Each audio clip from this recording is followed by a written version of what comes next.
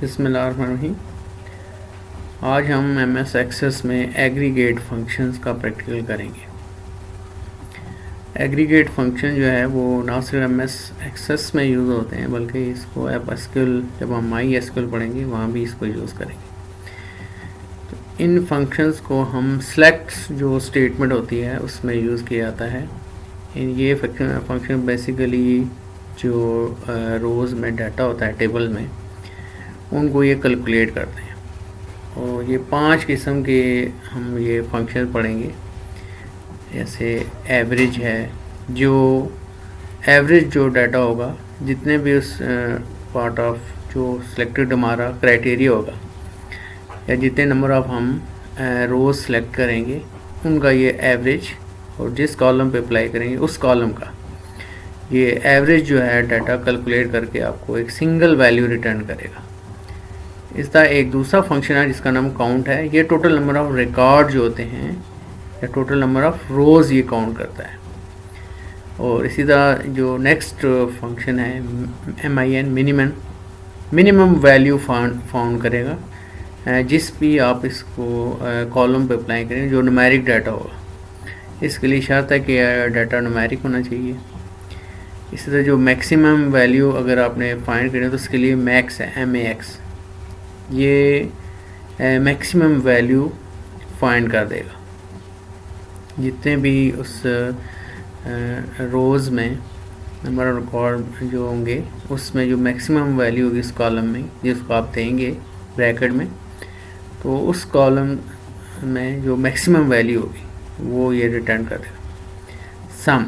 सम ये कि टोटल जो जितने भी आप रिकॉर्ड या वो कॉलम सेलेक्ट करते हैं उनका ये समेशन कैलकुलेट करके आपको एक सिंगल वैल्यू आंसर दे देगा। इस तरह ये मैंने इसको लिखने का तरीका बताया। जैसे सेलेक्ट कमांड होती है, आपने सेलेक्ट कमांड देनी है और फंक्शन का नाम और जिस कॉलम पे अप्लाई करना है उस कॉलम का नाम। इस तरह इसको आप फर्दर, अगर आपने कॉलम का जो टाइटल होता है उसका नाम भी आप यहाँ पे दे, और फिर आप कोई मज़ीद क्राइटेरिया देना चाहते हैं तो आप वहाँ यहाँ पे सिलेक्ट कर सकते हैं। इसके अलावा फाइनली आप फ्रॉम टेबल आप उस टेबल का नाम दे देंगे जिस टेबल पर आपने ये फंक्शन। अब तो एक एक करके हम इसको एक्सेस में इन 5 फंक्शंस को अप्लाई करके इसका प्रैक्टिकल करते हैं और ये आपने भी इसको परफॉर्म करना है। तो अब मैं एक्सेस का प्रोग्राम ओपन करता हूँ। ये मैंने एक्सेस ओपन किया हुआ है। मैं थोड़ा सा व्यू चेंज करता हूँ ताकि आप क्लियरली स्टेटमेंट्स को देख सकें। अच्छा जी, अब ये कि ये आप ये पहले मैं आपको टेबल दिखा देता हूँ। ये टेबल है, ठीक है जी। इस टेबल में मुख्तलिफ न्यूमेरिक वैल्यू आपको नज़र आ रही होगी, जैसे ये एज आ रही है, ये फ़ी है। इन पर अब हम ये फंक्शन जो 5 फंक्शन ये अप्लाई कर सकते हैं। अब मैं यहाँ लिखूँगा फ़र्क है, मैं एवरेज, और यहाँ मैं एज की एवरेज फाइंड करना चाहता हूँ। इनमें जो एज है उसकी एवरेज क्या है, एज लिखूँगा ब्रैकेट में स्टूडेंट डॉट एज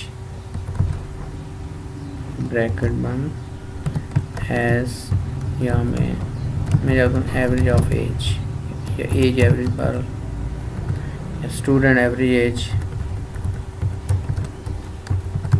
कुछ भी आप यहाँ पे टाइटल दे सकते हैं और ये अंडरस्कोर ज़रूर कीजिएगा।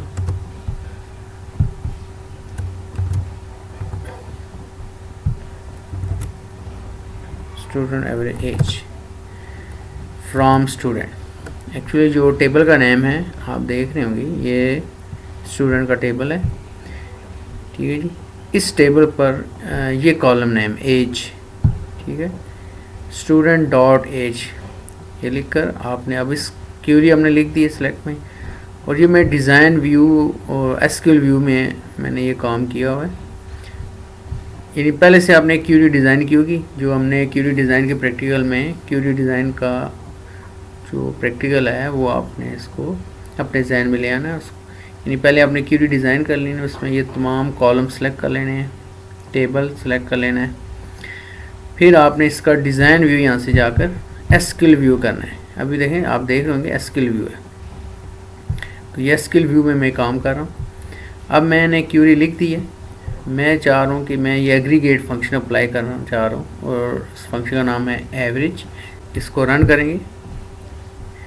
ये अगर आपको ये चीज़ नज़र नहीं आ रही तो आपने डिज़ाइन को क्लिक कर लेना है, आपको यहाँ पे रन आ जाएगा, इसको आपने क्लिक करना है।